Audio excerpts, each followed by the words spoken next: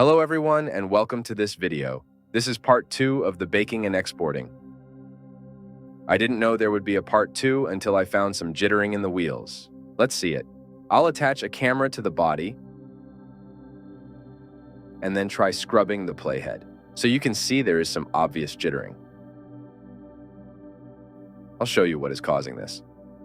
Let's look at the transform track of one of the wheels. You can see the recorded keys are not one-to-one to the sequence frames.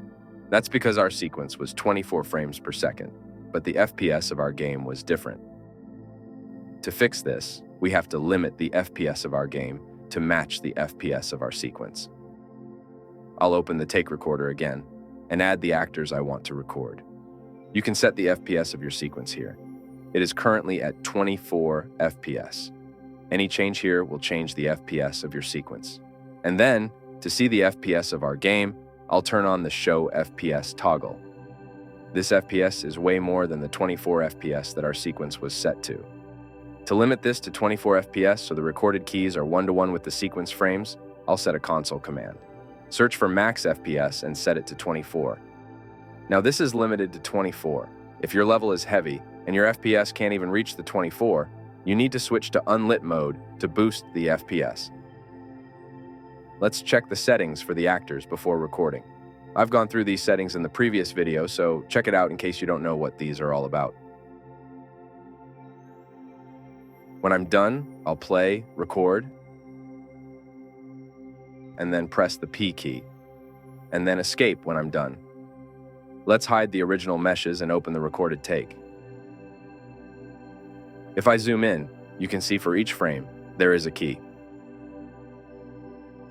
And these look fairly precise, but if I zoom in, you can see there is still a little offset. To fix this, I'll first unlock the sequence, then select all the frames, right-click on one of them, and select Snap to Frame.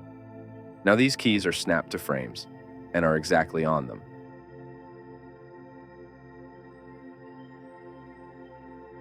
Let's recheck the wheel by attaching the camera to the body and scrubbing the playhead. This looks fine. But my playhead is snapping to the frames. What about between the frames? I'll turn off this magnet button and scrub again. See that? The problem is still there. But why is it happening? I'll select the wheel and pay attention to the rotation section. When I move the playhead, you can see magnificent changes in the X and Z rotations. Unreal has this weird way of handling rotations. Although the rotations at frames look close to each other, the way the wheel rotates to reach from one rotation to another can be problematic. There's not much we can do about this issue if you want to export the animation and use it in another software, because these rotations are recorded to the keys and are going to be exported anyway. And honestly, I don't think this is much of an issue for a Houdini artist who wants to generate smoke or water splash for a wheel. But if you want to use this recorded sequence in Unreal and render it instead of rendering the original rig, you need to fix this. Because in multi-sample rendering with Movie Render Queue, not only the frame is rendered, but adjacent frames are also rendered, and that's why it can generate the motion blur. So to fix this, I'll select all the transform tracks. Then right-click and batch edit sections. And turn on the Use Quaternion Interpolation. This toggle makes the mesh choose the shortest route between two rotations. And you can see the problem is solved, and we have a clean and renderable baked car.